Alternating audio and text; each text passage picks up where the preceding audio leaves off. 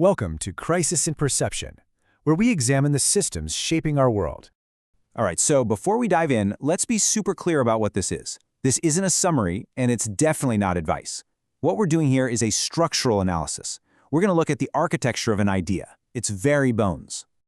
And just so you know where we're coming from, our main guide for this is Anthony Kenny's fantastic book, Aquinas on Mind. It's really the bedrock for digging into the model we're about to unpack.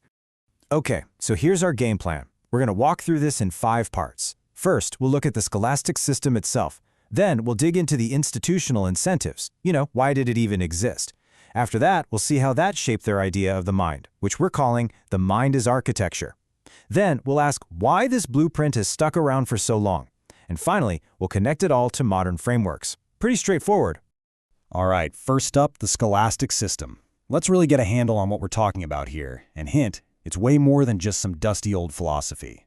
Yeah, the best way to think about scholastic metaphysics isn't as a collection of beliefs. It's more like an operating system.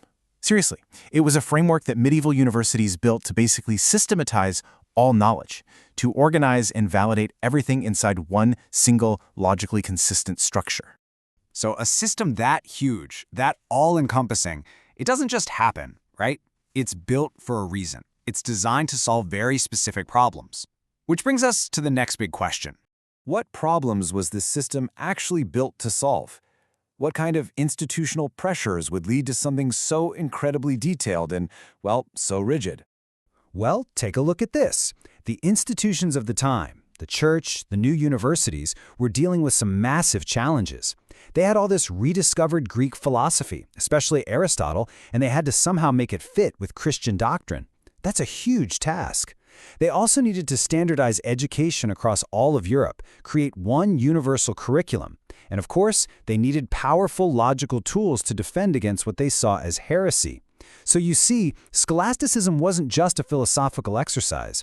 It was a tool built for a purpose. It was about institutional survival and control. Okay, so you have the system and you have the incentives, the why. So what about the what? What kind of model of the mind do you get when it's built to serve those needs? Well, the outcome is actually pretty predictable. The result is a model of the mind that looks, well, it looks exactly like the institution that created it. This is our central metaphor.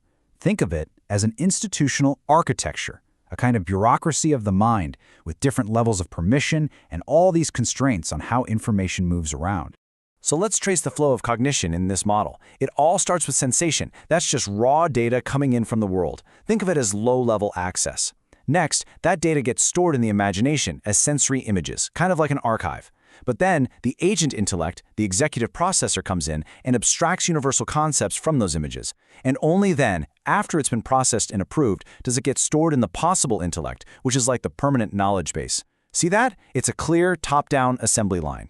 And this is where the metaphor just clicks into place, right? The senses? They're basically the mailroom, just handling the raw data. The imagination? That's the records department, the archive.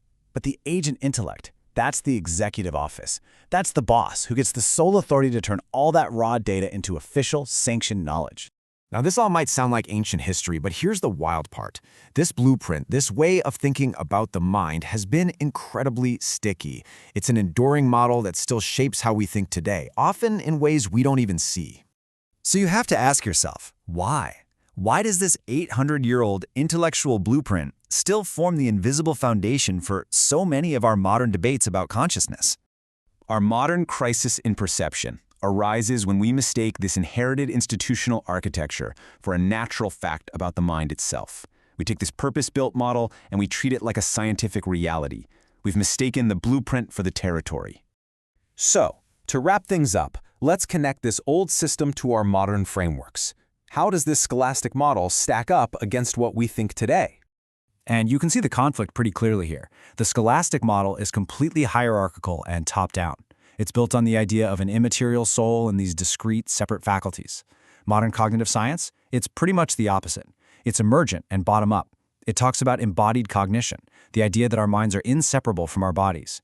And instead of separate departments, it sees distributed networks. These are two fundamentally different ways of seeing the world. And that's really the key takeaway here. When you see the system behind Aquinas' model, the why it was built, you can start to spot the invisible foundations in our own modern debates. It gives you the tools to step back and ask, wait, why do we think about the mind this way in the first place? Crisis in Perception examines how systems shape belief and how better tools help us see clearly. This project is free and publicly accessible. If you'd like to support the time, tools, and research behind Crisis in Perception, you can become a supporter on Patreon. For a longer audio-based analysis of this topic, see the deep dive linked in the description. If you enjoy this kind of systems-level analysis, please like, subscribe, and comment with books or topics you'd like us to explore next.